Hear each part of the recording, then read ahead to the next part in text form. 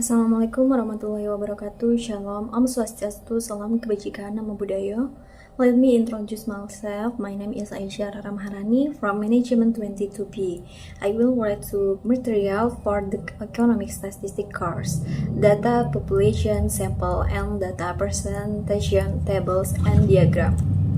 Data according to expert. 1. Sutama 2016, data sebagai informasi faktual, misalnya pengukuran atau statistik yang dipergunakan sebagai dasar untuk penelaranan, diskusi, atau perhitungan, misalnya dalam penelitian ilmiah, dan data sebagai kenyataan-kenyataan murni yang belum diberi penafsiran apapun, belum diubah, atau belum dimanipulasi, namun telah tersusun dalam sistematika statistika tertentu. Sistematika tersebut bisa mengikuti dasar kronologis atau waktu, spesial atau tempat, peristiwa, pokok soal, atau dasar lainnya yang sesuai dengan tujuan penelitian. 2.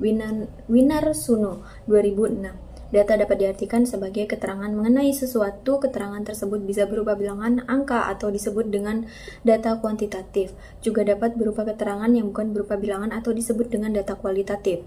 3. Siswandari dalam Setiawan 2013, data pada pengertian sehari-hari dapat diartikan sebagai fakta dari suatu subjek yang diamati, bisa berupa angka atau kata.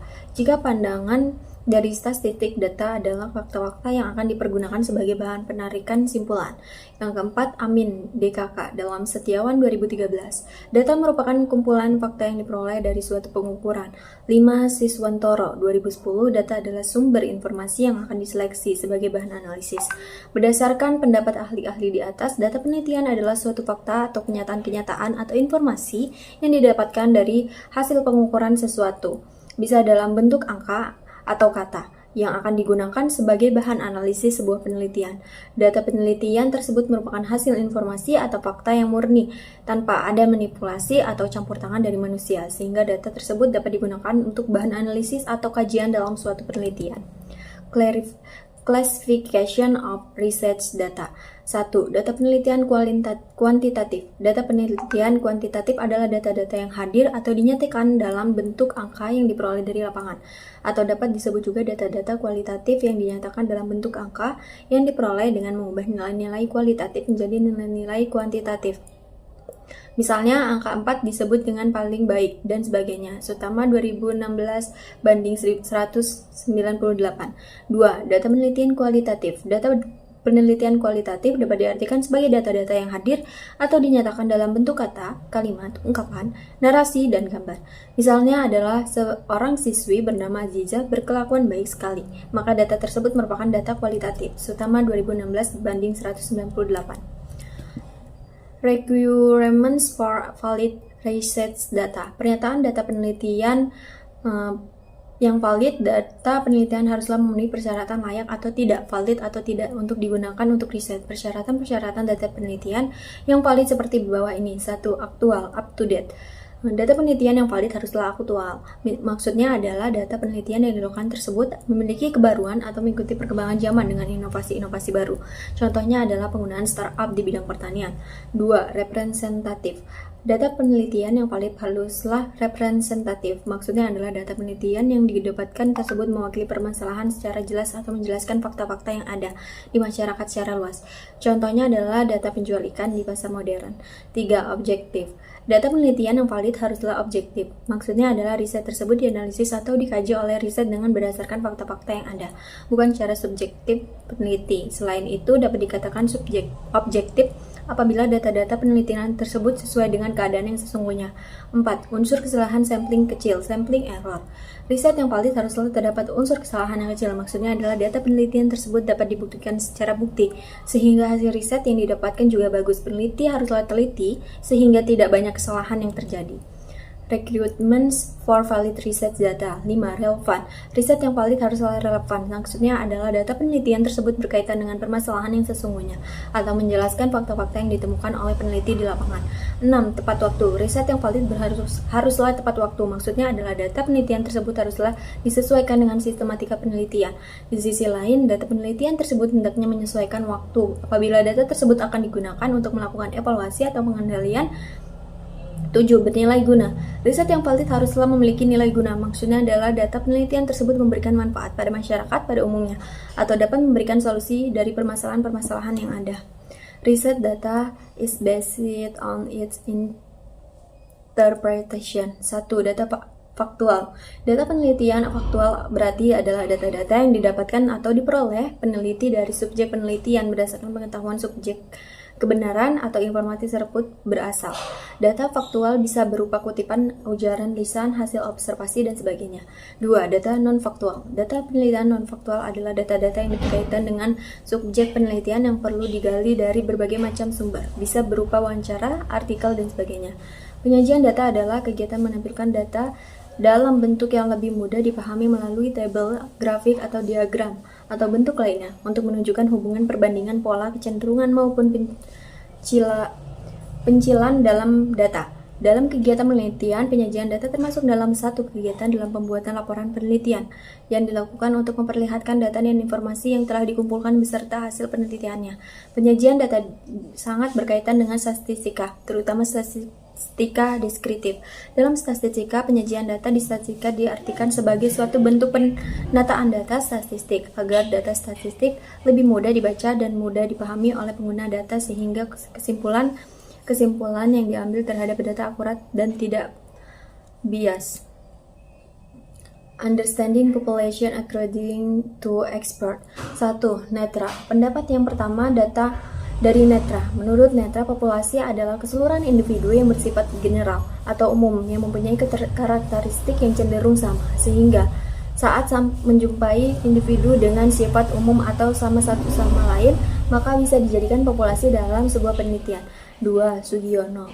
Pendapat kedua disampaikan oleh Sugiono. Sugiono berpendapat bahwa populasi adalah wilayah generalisasi yang terdiri dari objek atau subjek yang memiliki kuantitas dan karakteristik tertentu yang ditetapkan oleh peneliti untuk dipelajari dan kemudian ditarik kesimpulannya. Sehingga dalam melakukan penelitian, seorang peneliti perlu menentukan karakteristik dari objek peneliti, baru kemudian mencari populasi atau objek peneliti yang secara keseluruhan memenuhi kriteria tersebut. 3. Hadari Nawal. Selanjutnya adalah pendapat yang disampaikan oleh Hadari Nawawi. Menurut Nawawi, populasi adalah keseluruhan objek penelitian yang terdiri atas manusia, hewan, benda-benda, tumbuhan, peristiwa, gejala, ataupun nilai tes sebagai sumber data yang mempunyai karakteristik tertentu dalam suatu penelitian yang dilakukan. 4. Bugin. Bugin juga menyampaikan pendapatnya terkait pengertian populasi. Menurut Bugin, populasi adalah keseluruhan universum dari subjek penelitian berupa manusia, hewan, tumbuhan, udara, gejala, nilai peristiwa, sikap hidup, dan sebagainya. Sehingga objek ini dapat menjadi sumber data penelitian. 5. Nur Salam. Berikutnya adalah pendapat yang disampaikan oleh Nur Salam. Nur Salam menyebutkan bahwa populasi adalah keseluruhan dari variabel yang menyangkut masalah yang diteliti, sehingga selama suatu variabel masih memiliki hubungan dengan topik yang diteliti, maka termasuk ke dalam populasi penelitian. Understanding sample according to expert. 1. Sugiono. Sugiono.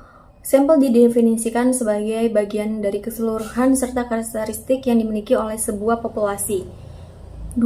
Artikunto. Menurut pendapat Artikunto, sampel adalah sebagian atau sebagai wakil populasi yang akan diteliti. 3. Nana Sujana.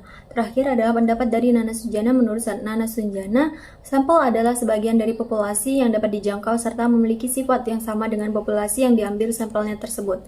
Difference in population and sample. Perbedaan populasi dan sampel terletak pada segi jumlah. Populasi adalah keseluruhan dari objek penelitian, sedangkan sampel adalah sebagian kecil atau separuh dari objek penelitian tersebut. Contohnya, peneliti perlu melakukan survei di desa A tentang tingkat kepuasan terhadap pelayanan perusahaan X. Berhubung jumlah masyarakat di desa tersebut mencapai 500 orang atau jumlah populasi, maka peneliti mencoba melakukan efisiensi waktu dan tenaga dengan mengambil sampel sebanyak 10 orang atau lebih dan bisa juga kurang. Angka 500 dari contoh ini adalah populasi, sedangkan angka 10 adalah sampel. Lalu bagaimana peneliti bisa mengambil kesimpulan saat mengumpulkan data dari sampel? Maka hasilnya mewakili keseluruhan populasi tersebut. Supaya akurat, kebanyakan peneliti mengambil sampel acak dengan menggunakan rumus 10/1000. The importance of asking sample. sumber daya menjadi lebih efisien. Jika suatu penelitian memberdayakan SDM atau sumber daya manusia adalah jumlah minim, maka sudah sangat ideal jika peneliti meneliti sampel saja bukan populasi, sehingga pengaturan SDM menjadi lebih mudah. Karena meneliti sampel membutuhkan jumlah SDM lebih sedikit dibanding meneliti populasi. Selanjutnya ada penelitian tidak mudah menggunakan populasi. Tidak semua penelitian membutuhkan populasi, sehingga sampel menjadi pilihan yang diambil dalam kondisi tersebut. Populasi ini bisa dalam bentuk sesuatu atau objek penelitian yang tidak mungkin diambil keseluruhan untuk diteliti. Misalnya saja penelitian mengenai warna darah pada tubuh manusia. Sangat tidak mungkin peneliti mengambil semua darah dari objek penelitian seseorang untuk diteliti, sebab jika darah diambil sama artinya menghilangkan nyawa dari objek penelitian tersebut. Maka peneliti mengambil sampel, yakni dengan mengambil beberapa tetes atau beberapa mil dari darah objek penelitian. Mungkin itu saja yang dapat saya sampaikan. Mohon maaf bila ada salah kata. Wassalamualaikum warahmatullahi wabarakatuh. Bye-bye.